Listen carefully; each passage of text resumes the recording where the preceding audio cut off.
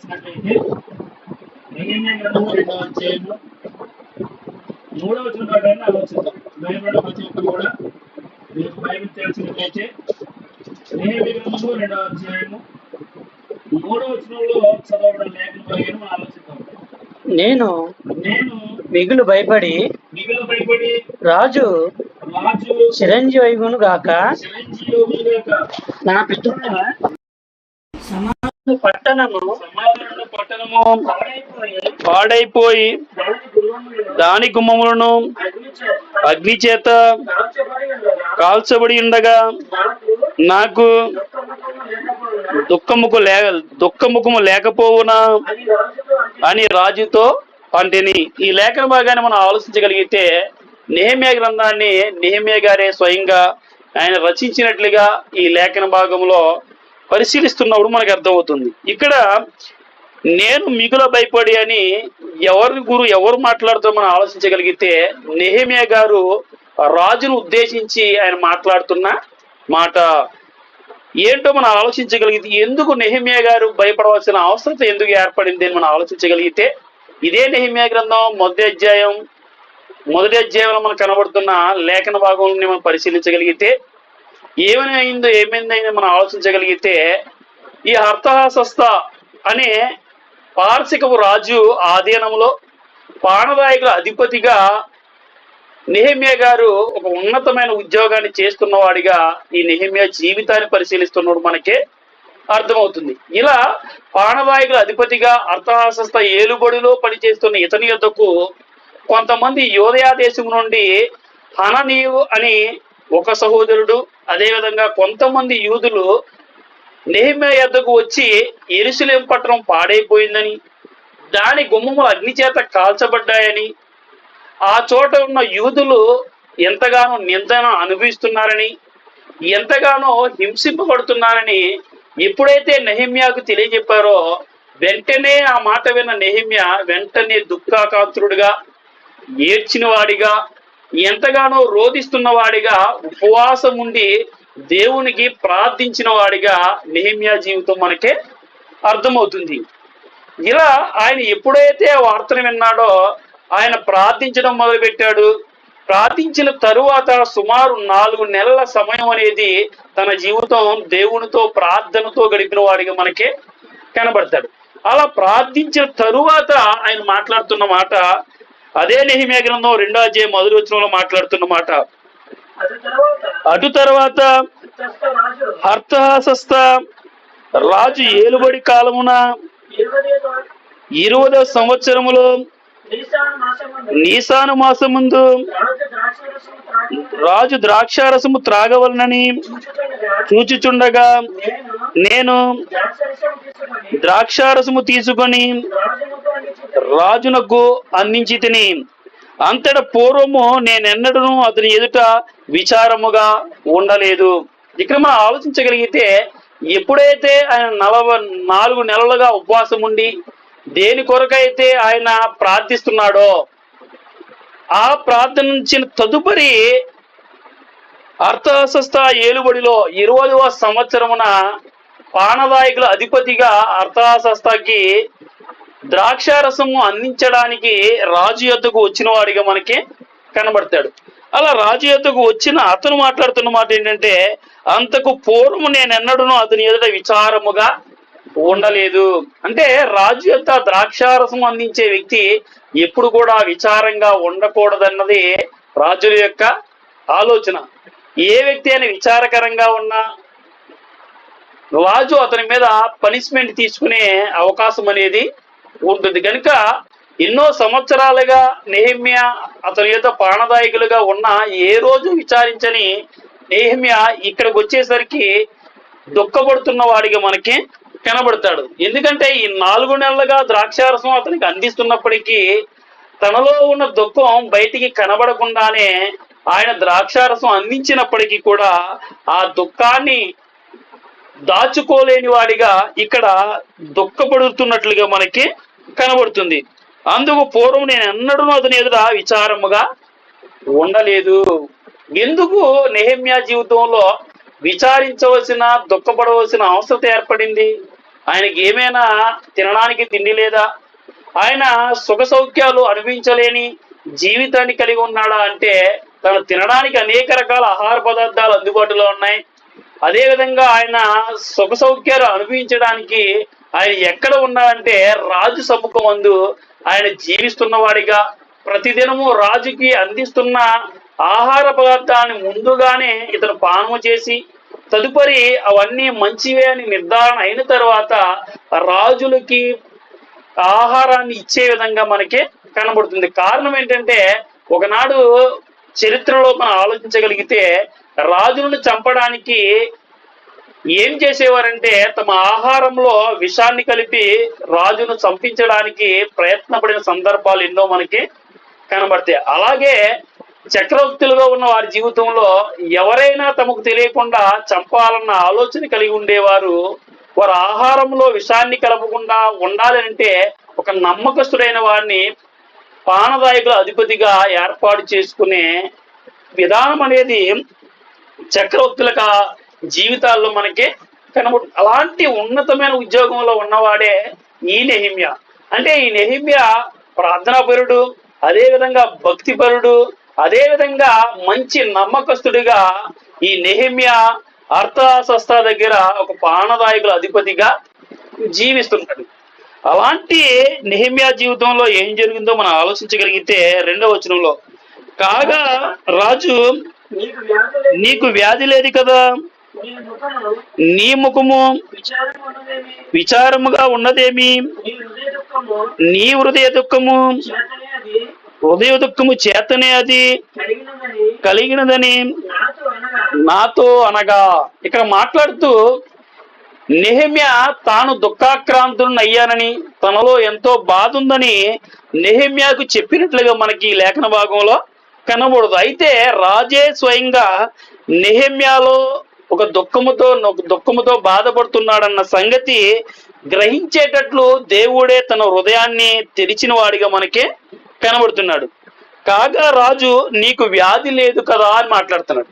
వ్యాధి లేదు కదా అని మాట్లాడుతున్నాడంటే ఇతనికి నెహెమ్యాకి ఉన్న బాండింగ్ ఏంటంటే ఆయన అనుదినము కూడా ఇతనితో సహవాసం చేస్తున్న వాడిగా, ఇతని యొక్క ఆరోగ్య పరిస్థితి ప్రతిరోజు చూస్తున్న వాడిగా అతను మాట్లాడుతున్న మాట ఏంటంటే నీకు వ్యాధి లేదు కదా అని అంటున్నాడు. అంటే నెహెమ్యా ఆరోగ్యవంతుడిగా అతడు ఎప్పుడూ చూస్తున్న వాడిగా మనకి కనబడుతున్నాడు. నీకు వ్యాధి లేదు కదా, నీ ముఖం విచారముగా ఉన్నదేమి.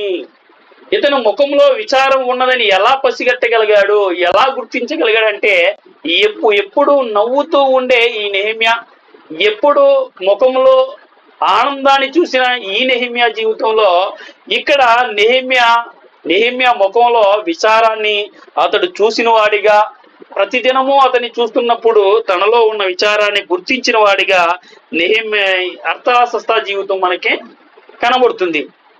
అంటే దేవుడే స్వయంగా ఆ రాజే నెహెమ్యాతో మాట్లాడేటట్టు చేసిన వాడిగా మనకి కనబడుతున్నాడు. అలా మాట్లాడుతున్నమాట, నీ హృదయ దుఃఖము చేతనే అది కలిగినదని నాతో అనగా. అంటే తనలో ఉన్న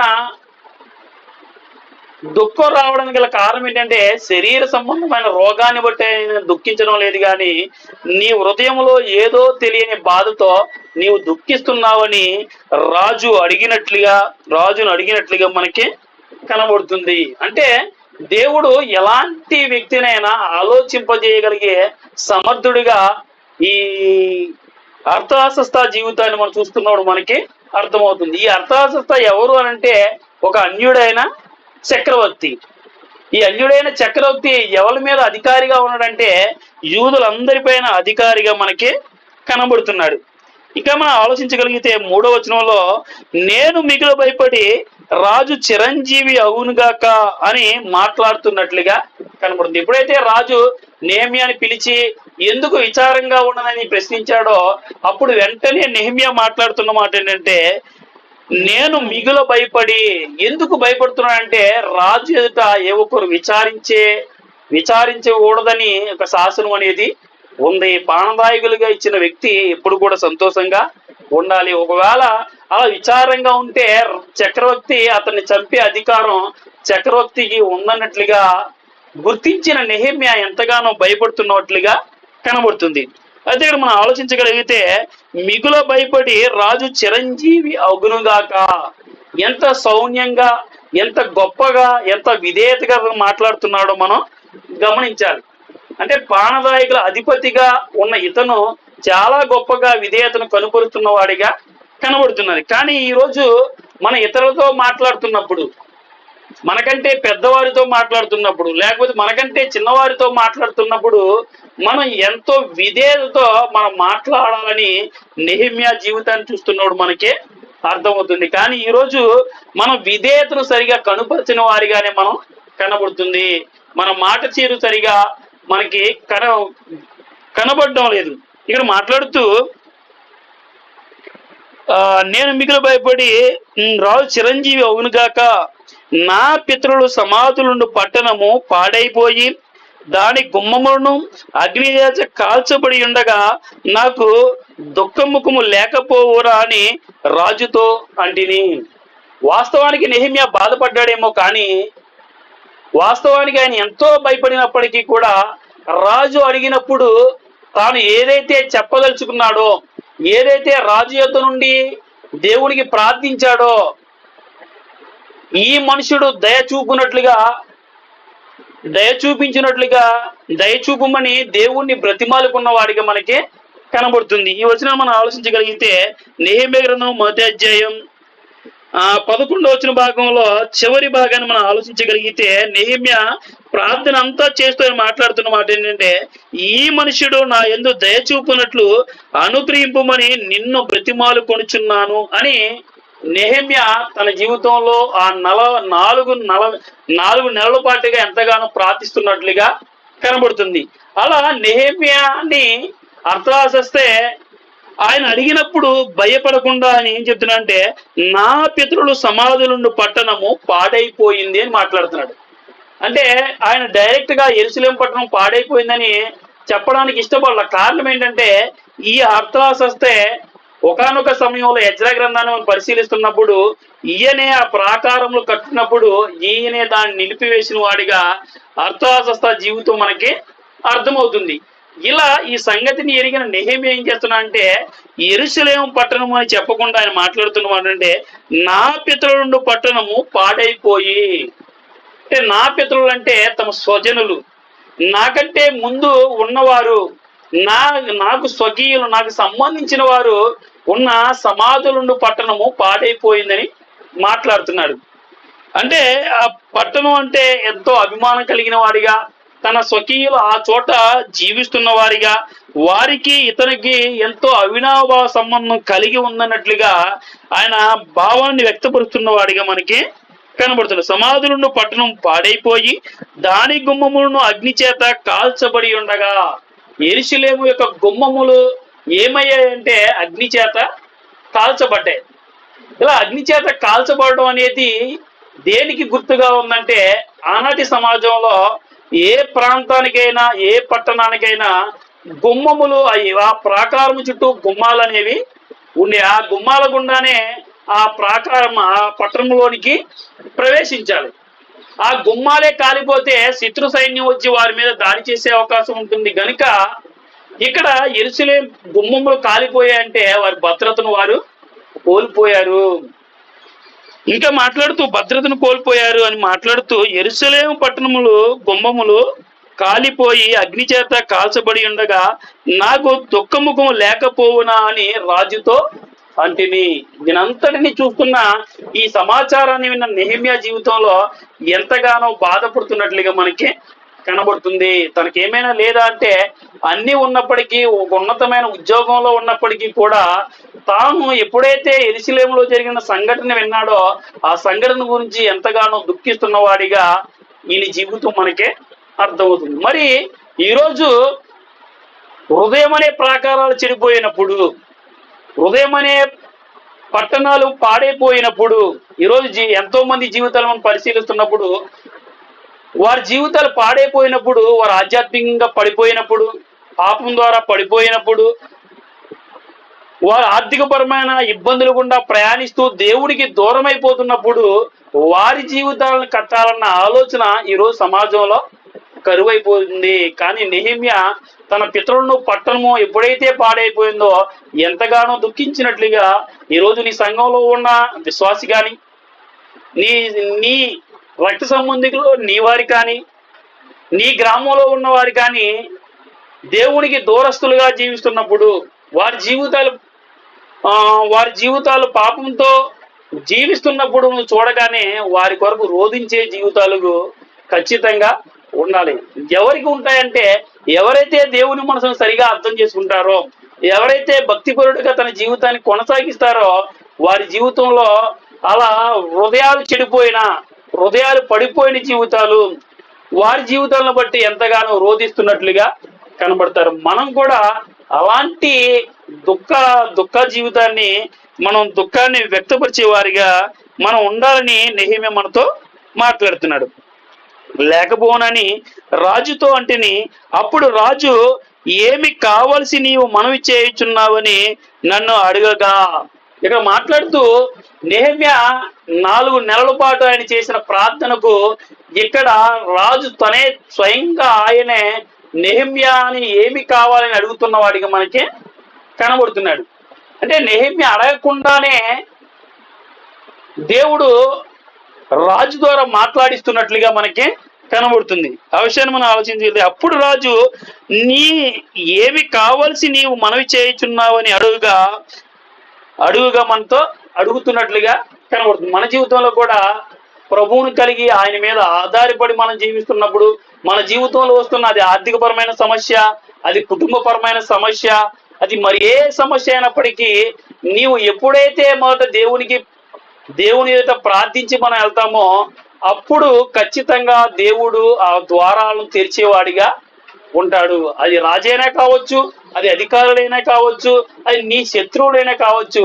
అలాంటి వారి యొక్క హృదయాలను తెరిచేవాడిగా మనం నమ్మిన దేవుడు ఉన్నాడు. ఆడు మాట్లాడుతూ ఏమి కావలసి నీవు మనవి చేయుచున్నావని అడుగుగా నేను ఆకాశమందలి దేవునికి ప్రార్థన చేసి అంటాడు.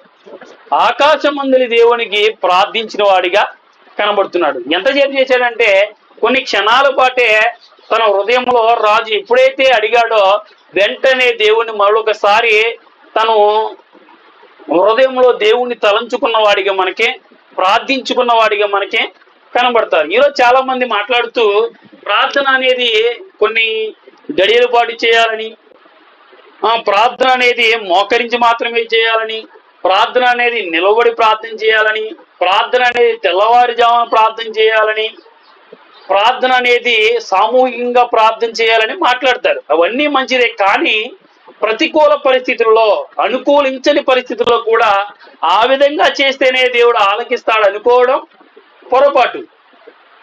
మనం మోకరించి ప్రార్థించడం మంచిదే, నిలవబడి ప్రార్థించడం మంచిదే, సామూహికంగా ప్రార్థించడం మంచిదే, ఎలుగెత్తి ప్రార్థించడం మంచిదే. అయితే ఒంటరిగా ఉండి ప్రార్థించడం మంచిదే. కానీ ప్రతికూల పరిస్థితుల్లో, అనుకూలించని పరిస్థితుల్లో కూడా నీవు ఆ చోట నిలబడి నీవు హృదయంలో అనుకున్న మనల్ని కూడా మనం నమ్మిన దేవుడు ఆలకించేవాడిగా, అంగీకరించేవాడిగా ఉన్నాడు. ఎలా మనకు అర్థమైందంటే ఇక్కడ చక్రవర్తి ఎదురుగా ఆయన మాట్లాడుతున్నప్పుడు ఆయన వెంటనే హృదయంలో దేవుని తలంచుకున్న వాడిగా నెహెమ్యా జీవితం మనకి కనబడుతుంది. ఏం జరిగిందో మనం ఆలోచించగలిగితే నేను ఆకాశమందలి దేవునికి ప్రార్థన చేసి రాజుతో నీ సముఖమందు నేను దయ పొందని ఎడలా. ఇక్కడ ఎంత గొప్పగా నెహెమ్యా తన విధేయతను తెలియజేస్తున్నాడో రాజు ఎదుట మనం పరిశీలించగలిగితే మాట్లాడుతున్న మాట, నీ సముఖముందు నేను దయ పొందని ఎడలా. అంటే నేను అడిగేది ఖచ్చితంగా చేసి తీరాలి అని నెహెమ్యా రాజుని అడగడం లేదు. నేను ఏదైతే బాధను భరిస్తున్నానో ఆ బాధ ఖచ్చితంగా నువ్వు తీర్చి తీరాలి అని అడగడం లేదు. కానీ అక్కడ ఎంత విధేయతను కనబరుస్తున్నామో ఆలోచించగలిగితే నీ సముఖముందు నేను దయ పొందిన ఎడల, ఖచ్చితంగా నీవు నా ఎడల దయ చూపితే, నీవు నా ఎడల జాలి కలిగిన వాడువైతే, నీవు నా ఎడల కరుణ కలిగిన వాడువైతే నేను చెప్పే కార్యాన్ని నువ్వు చేయు అని అతడు తన విధేయతను, తన అనుభవం తెలియజేస్తున్న వాడిగా నెహెమ్యా జీవితం మనకి కనబడుతుంది.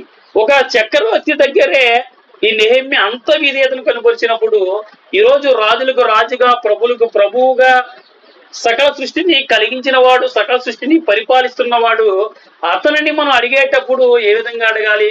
విధేయతతో మనం అడగాలి. ప్రభువాని చిత్తమైతే ఈ కార్యాన్ని నీవు చేయుము అని దేవుని ఎదుట బ్రతిమాలుకోవాలి తప్ప దేవుని ఎదుట మనం ఆర్గ్యుమెంట్ చేసేవారిగా, దేవుణ్ణి గద్దించేవారిగా, దేవుణ్ణి శాసించే విధంగా మన ప్రార్థనలు ఎప్పుడు కూడా ఉండకూడదు. అయితే ఈరోజు సమాజంలో చూస్తున్నప్పుడు చాలా మంది పాస్టర్లు, అనేక మంది పాస్టర్లు మనకు కనబడుతుంది ఏంటంటే, ప్రభువా నీ నామం యేసునామములో జరుగునుగాక అని మాట్లాడుతున్నట్లుగా కనబడుతుంది. యేసునామంలో జరగాలని కోరుకోవడం మంచిదే, కాదనలే, కానీ ఇది ఖచ్చితంగా చేసి తీరాలని మనం అథారిటీగా దేవుణ్ణి అడగడానికి రైట్స్ అయితే లేవు. ఏది ఏమైనా మనం అడగడం మంచిదే, కానీ ఖచ్చితంగా చేసి తీరాలి అనడం అనేది దేవునికి వ్యతిరేకమైన పని. అంటే దేవుడు తన ఇష్టం, తాను చేయాలంటే చేస్తాడు, చేయకూడదంటే చేయడు, తన ఇష్టం అది. కొందరికి ప్రార్థించిన వెంటనే సమాధానం వస్తుంది, కొందరికి ప్రార్థించిన తరువాత కొన్ని ఆలస్యంగా సమాధానం వస్తుంది, మరికొందరికి ప్రార్థించిన మరణించేంత వరకు కూడా సమాధానం రాదు. అది దేవుడి ఇష్టం. దేవుడు ఎవరికి ఎప్పుడు చేయాలన్నది దేవుని యొక్క నిర్ణయమైంది తప్ప మనం ఇది ఖచ్చితంగా చేసి తీరాలని మనం ఎప్పుడు కూడా డిమాండ్ చేసేవారిగా ఉండకూడదు. ఒక రాజు ఎదుటే తన విధేయతను అంతగా కనబరిచినప్పుడు దేవుని ఎదుట మన విధేయతను ఎలా కనబరుస్తున్నామని మనం ప్రశ్నించుకోవాల్సిన అవసరం ఎంతైనా ఉంది. మనం ఇంకా ఆలోచించగలిగితే ఎన్నో వచ్చిన చదువుతాం మనం, 5వ చదవండి. నీ సముఖమందు నేను దయ పొందిన యెడల నా పితరుల సమాధులను పట్టణము తిరిగి కట్టునట్లుగా నన్ను యూదయ దేశమునకు పంపుడని వేడుకొనుచున్నానని నేను మనవి చేసి తిని. ఎప్పుడైతే అతను ప్రార్థనాపూర్వకంగా కనిపెట్టిన నెహెమ్యా వెంటనే అర్థాశస్త హృదయంతో ఆయన హృదయాన్ని తెరిచిన వాడిగా, ఆయనే స్వయంగా నెహెమ్యాతో మాట్లాడిన వాడిగా, నెహెమ్యా మాట్లాడినప్పుడు నెహెమ్యా యెరూషలేము యొక్క సంగతులను తెలియజేస్తున్న వాడిగా మనకు కనబడ్డాడు. కనబడిన తరువాత ఏ యెరూషలేము కొరకైతే ఆయన ప్రార్థించాడో, ఏ యెరూషలేము ఆ గుమ్మం అగ్ని చేత కాల్చబడ్డాయని ఆయన రోధించాడో, అదే నెహెమ్యా ఏం చేశాడంటే ఆయన ప్రార్థించడమే కాదు, ఆ కార్యక్రమాన్ని పునర్నిర్మాణించాలని ఆయన అనుకున్న వాడిగా మనకి కనబడుతుంది. అందుకే ఈ టైటిల్ ని పెట్టుకున్న పాఠం ఏంటంటే ప్రార్థనతో ప్రారంభమైన పునర్నిర్మాణం అని ఈ అంశానికి నేను టైటిల్ గా పెట్టుకోవడం జరిగింది. ఆయన ప్రార్థించిన వాడే కాదు, ఆయన ప్రార్థించిన దాన్ని తానే స్వయంగా చేయాలని కోరుకున్న వాడిగా మనకే కనబడుతున్నాం. కానీ ఈరోజు చాలా మంది ప్రార్థిస్తారు కానీ ఆ చోటకి వెళ్ళి తమ వంతుగా పనిచేయాలని, తమ వంతుగా సహకారాన్ని ఇవ్వాలని, తమ వంతుగా ధైర్యపరచాలన్న ఆలోచన చాలా మందిలో మనకే కనబడదు. కానీ మనకి వీలైతే ఖచ్చితంగా ప్రార్థించిన నీవు ఆ పనిలో పాల్గొనేవాడిగా మనం ఉండాలి. ఒకవేళ ఒక వ్యక్తి ఆర్థిక ఇబ్బందులతో బాధపడితే ఖచ్చితంగా ఆ వ్యక్తి గురించి ప్రార్థించాలి, సాధ్యమైతే సహాయం చేయగలిగితే సహాయం చేసేవాడిగా ఉండాలి. ఒక వ్యక్తి మానసికంగా బాధపడుతున్నప్పుడు ఆ వ్యక్తి గురించి ప్రార్థించడం మంచిదే, ఒకవేళ అవకాశం ఉంటే అతన్ని ఆధ్యాత్మికంగా బలపరచడం కూడా మంచిదే. అంటే ప్రార్థించిన నీవు నీ ప్రార్థనను క్రియారూపంలో చూపించాలని నెహెమ్యా జీవితం మనకి తెలియజేస్తుంది. ఇంకా మనం చదువుకున్నట్లయితే, పంపుడని నేను మనవి చేసి తిని 6వ వచనం. అందుకు రాజు రాణి తన యొద్ద కూర్చుని ఉండగా, నీ ప్రయాణము ఎన్ని దినములు పట్టును, నీవు ఎప్పుడు తిరిగి వచ్చేదవని అడిగాను. వెంటనే నెహెమ్యా యెరూషలేం ప్రాంతానికి వెళ్ళి ఆ పట్టణాన్ని కట్టాలనుకున్నాడు. యెరూషలేం గుమ్మాలు మళ్ళా పునర్నిర్మించాలని ఎప్పుడైతే చక్రవర్తి అయిన అర్థాశస్తో మాట్లాడాడో, వెంటనే ఆయన మాట్లాడుతున్న మాట ఏంటంటే, ఎన్ని దినములు పట్టును, మరలా ఎప్పుడు వచ్చేదవని ఆయన మాట్లాడుతున్నట్లుగా మనకి కనబడుతుంది. నీ ప్రయాణము ఎన్ని దినములు పట్టును, నువ్వు ఎప్పుడు తిరిగి వచ్చేదవని అడుగుతున్నాడు.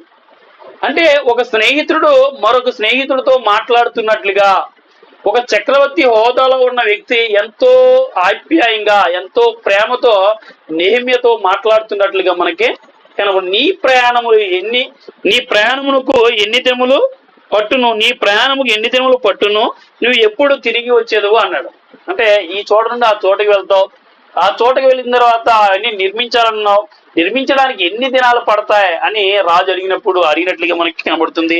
తర్వాత మళ్ళా నువ్వు ఎప్పుడు తిరిగి వచ్చేదు అంటున్నా అంటే నెహెమ్యా తన యొద్ద ఉండడం అనేది తను ఎంతగానో కోరుకున్నవాడిగా, ఇష్టపడుతున్న వాడిగా మనకి కనబడదు. అంటే నెహెమ్యా ఒక నమ్మకస్తుడిగా, ఒక పానదాయకుల అధిపతిగా అతడు జీవిస్తున్నప్పుడు తాను తన యొద్ద ఉండడం తనకు ఎంతో శ్రేయస్కరంగా భావించాడు కనుకనే మళ్ళా తిరిగి ఎప్పుడు వచ్చేదు అని మాట్లాడుతున్నట్లుగా కనబడుతుంది. ఈ రోజు మన జీవితాలు మనం పరిశీలిస్తున్నప్పుడు, మనం ఎక్కడికైనా మనం వెళుతున్నప్పుడు ఈ వ్యక్తి మన యొద్దకు వచ్చినప్పుడు ఇతను రావడం నా జీవితానికి ఎంతైనా మేలు అని, ఇతను మన యొద్ద ఉండడం మన జీవితానికి ఎంతైనా శ్రేయస్కరమని నిన్ను బట్టి నన్ను బట్టి అనుకునే జనాంగం ఉన్నారా అని మనం ప్రశ్నించుకోవాల్సిన అవసరం ఎంతైనా ఉంది. కానీ కొంతమంది మన ఇళ్ళకు వచ్చినప్పుడు వీడు ఎందుకు మన ఇంటికి వచ్చాడు, ఈమె ఎందుకు మన ఇంటికి వచ్చింది అని వారిని చూసి వారి రావడమే ఇష్టం లేనట్టుగా కనబడుతుంది. కారణం ఏంటంటే మన యొక్క ప్రవర్తన విధానం, మన యొక్క మాట తీరు విధానం సరిగా ఉండకపోవడమే.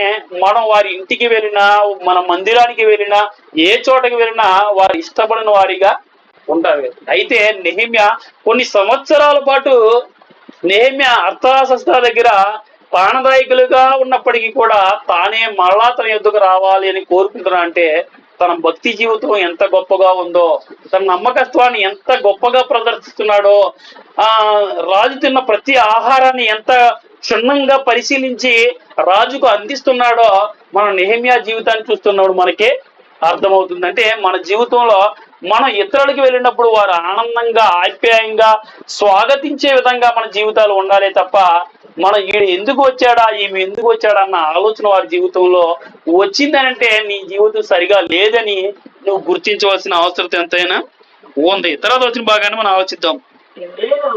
నేను ఇంతకాలం అని చెప్పినప్పుడు రాజు నన్ను పంపుటకు చిత్తము గలవాడాయను.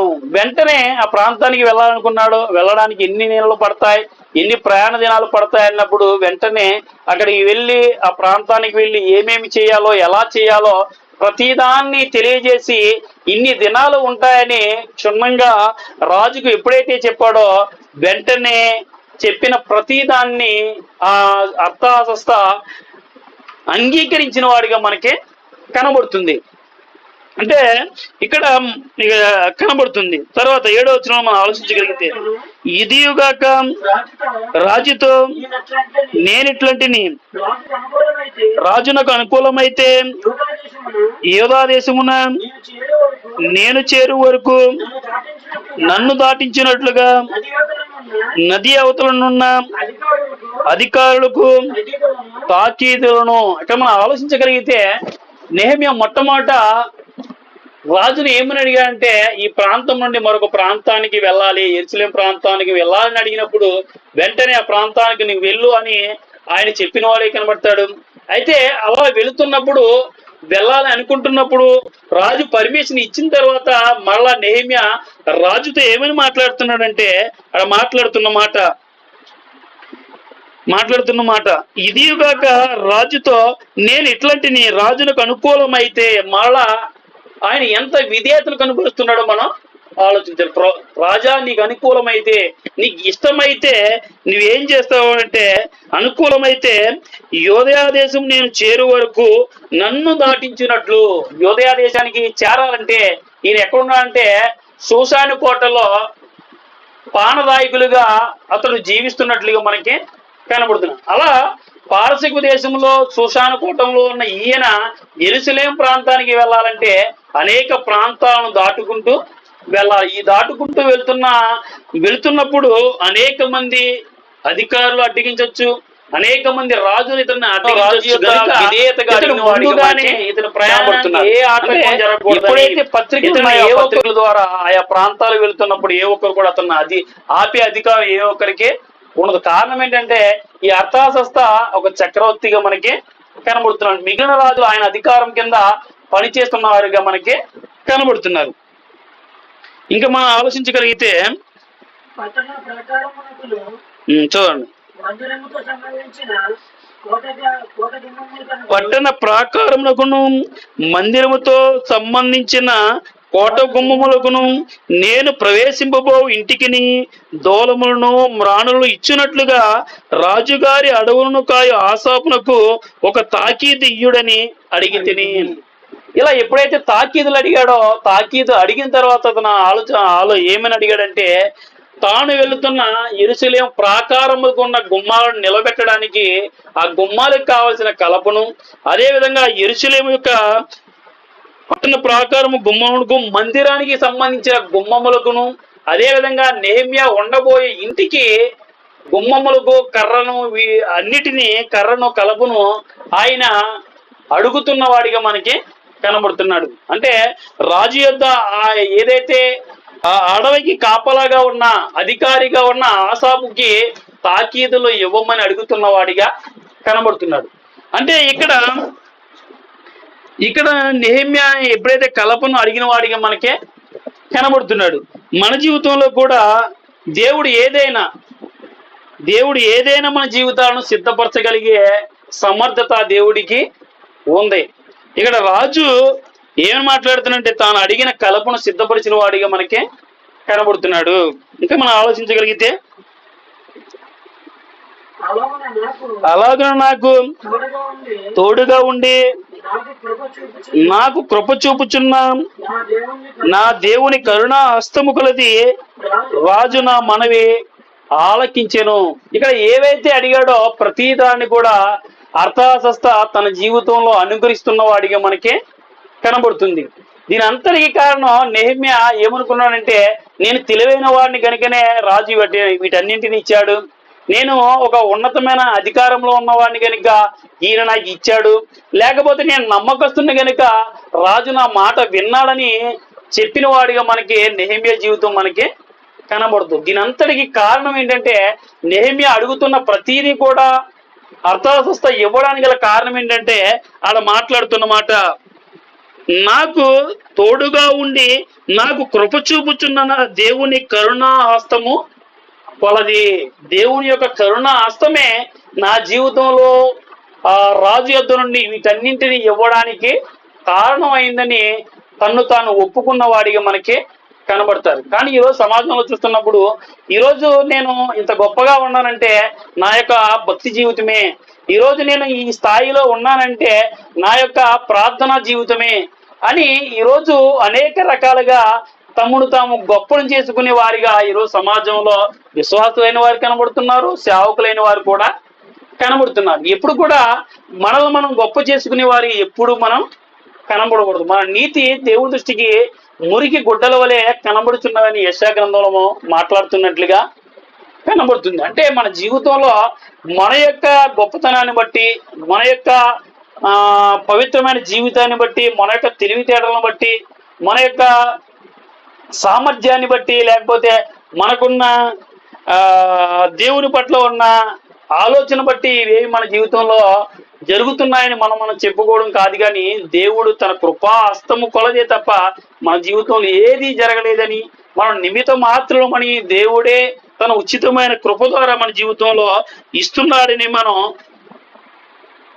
గుర్తించే వారిగా ఉండాలి.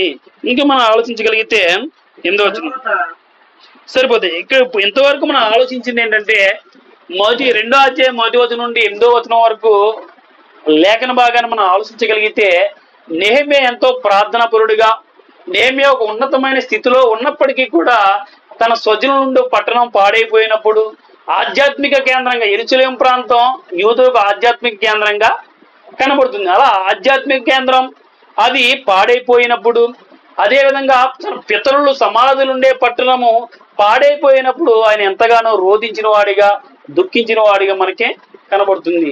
మన జీవితంలో కూడా ప్రభువుని కలిగి ఉన్నామని చెప్పుకుంటున్న మనం, భక్తిని కొనసాగిస్తున్నామని చెప్పుకుంటున్న మనం ఎప్పుడు మన జీవితం గురించే మనం ఆలోచించకుండా ఇతరుల జీవితాల గురించి కూడా మనం ఆలోచించే వారిగా, దేవుని యొక్క చిత్తాన్ని నెరవేర్చే వారిగా మనం ఎప్పుడు కూడా దేవుని యొక్క ఆలోచనలతో మనం జీవించే వారిగా ఉండాలని నెహెమ్యా జీవితాన్ని చూస్తున్నాడు మనకే అర్థమవుతుంది. కనుక మన జీవితంలో ఇంతవరకు నెహెమ్యా ఎలా స్పందించాడో, ఎలా రాజుతో మాట్లాడాడో, ఎలా దేవుని ఆ రాజు యొద్ద నుండి పొందుకున్న వాటిని గురించి తాను దేవుని యొద్ద నుండే పొందుకున్నానని ఏ విధంగా తను తాను ఒప్పుకున్నాడో ఇంతవరకు మనం విని ఉన్నాం. అయితే ఈ నెహెమ్యా జీవితంలో నుండి, ఈ నెహెమ్యా ప్రార్థనతో ప్రారంభించిన పునర్నిర్మాణంలో ఆయన యొక్క గొప్పతనాన్ని గురించి ఇంతవరకు మనం నేర్చుకున్నాం. అయితే ఈ నెహెమ్యా జీవితంలో నుండి క్రీస్తు యొక్క గొప్పతనాన్ని గురించి మనం ఆలోచిద్దాం. ఏంటో మనం ఆలోచించగలిగితే, మొట్టమొదట ఈ నెహెమ్యా ఎందుకు దుఃఖించిన వాడిగా మనకు కనబడుతున్నా అంటే, యెరూషలేము పట్టణం పాడైపోయిందని, యెరూషలేము గుమ్మములు అగ్ని చేత కాల్చబడ్డాయని ఆయన ఎంతగానో దుఃఖించిన వాడిగా మనకి కనబడుతుంది. అయితే యేసుక్రీస్తు ప్రభుల వారు కూడా తన జీవితంలో దుఃఖించిన వాడిగా, ఏడ్చిన వాడిగా మనకి కనబడుతుంది. యేసుక్రీస్తు ప్రభుల వారి గురించి 4 సువార్తలు రాయబడితే, ఆ 4 సువార్తల్లో యేసుక్రీస్తు ప్రభుల వారు నవ్విన సందర్భాలు మనకు కనబడవేమో, కానీ ఆయన ఏడ్చిన సందర్భాలు ఎన్నో మనకి కనబడుతూ ఉంటాయి. ఎందుకు ఏడ్చాడంటే, ఆయన యెరూషలేమును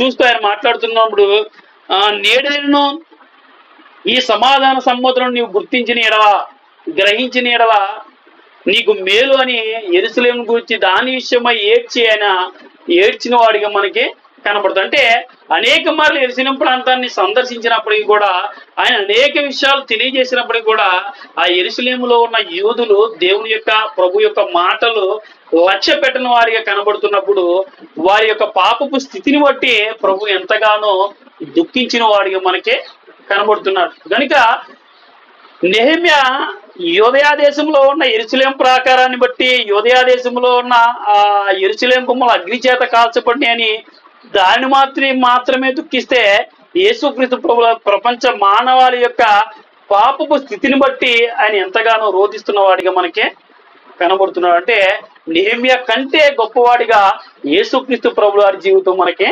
కనబడుతుంది. ఇంకా మనం ఆలోచించగలిగితే, యెరూషలేము ప్రాకారాన్ని మళ్ళా పునరుద్ధరించడానికి నెహెమ్యా రాజు ఎదుట నిలబడిన వాడిగా మనకి కనబడుతుంది. ఎవరి ఎదుట నిలబడ్డాడని?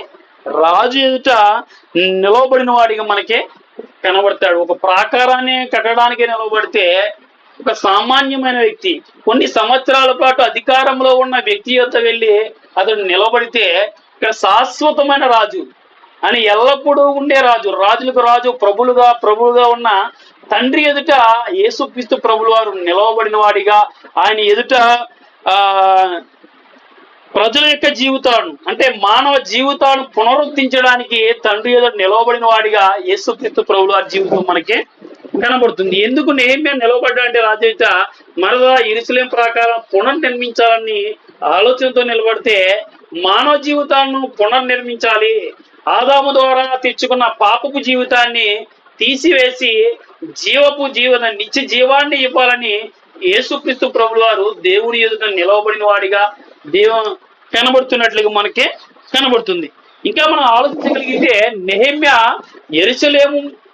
యెరూషలేముకు జరిగిన దుర్గతిని బట్టి, యెరూషలేముకు జరిగిన ఆ పరిస్థితిని బట్టి ఆయన ఎంతగానో హృదయంలో బాధపడిన వాడిగా మనకి కనబడు, అంటే బాధను అనుభవించిన వాడిగా మనకి కనబడతాడు. కానీ యేసుక్రీస్తు ప్రభుల వారు ఏం చేశారంటే, ప్రపంచ మానవాళి యొక్క బాధను, ప్రపంచ మానవాళి యొక్క పాపాన్ని ఆయన రాణి మీద మోసుకుని వెళ్ళిన వాడిగా మనకి కనబడుతున్నాడు. ఆయన కొన్ని దినాల పాటే మోసాడేమో, కానీ ఈయన ప్రపంచ మానవాళ్ళందరి బాధను ఆయన ఒక్కడిగా భరించిన వాడిగా మనకి కనబడుతుంది. ఆ బాధ ఎంత భయంకరమైనదంటే, శిలువ మీద ఆయన వేలాడే అంత, ఆయన కొడాలతో దెబ్బలు తిన్నంత, ఆయన అవమానాన్ని పొందే అంత, ఆయన బల్లెము పోటు పొడిచే అంత, ఆయన కారుటెండలో ఆయన శిలువ మీద వేలాడుతూ ఆయన ఎంతగానో బాధను అనుభవించిన వాడిగా మనకి కనబడుతున్నాడు. గనుక నెహెమ్యా బాధే గొప్పది అనుకుంటే, ఆ బాధను మించిన బాధ మనం నమ్మిన యేసుక్రీస్తు ప్రభుల వారు అనుభవించిన వాడిగా మనకి కనబడుతున్నాడు. ఇంకా మనం ఆలోచించగలిగితే, నెహెమ్యా ఎదుట వెళ్ళి రాజు నీకు ఏమి కావాలని అడిగినప్పుడు కొన్ని క్షణాల పాటు ఆయన దేవునికి ప్రార్థించిన వాడిగా మనకి కనబడతాడు.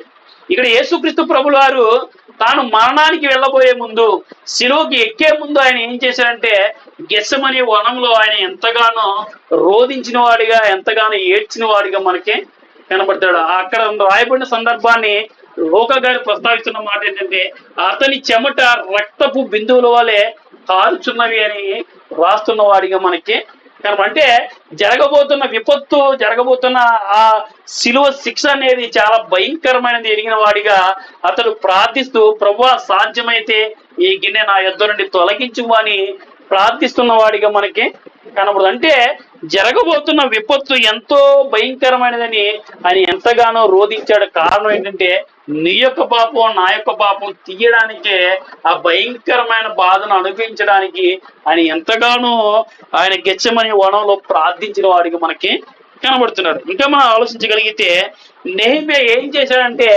యెరూషలేము గోడలను కట్టడానికి ప్రయాణమైన వాడికి మనకి, యెరూషలేము గుమ్మములు మళ్ళా పునర్నిర్మించడానికి ఆయన షూషాను కోట నుండి యూదయ దేశానికి ప్రయాణం కట్టిన వాడికి మనకి కనబడుతున్నాడు.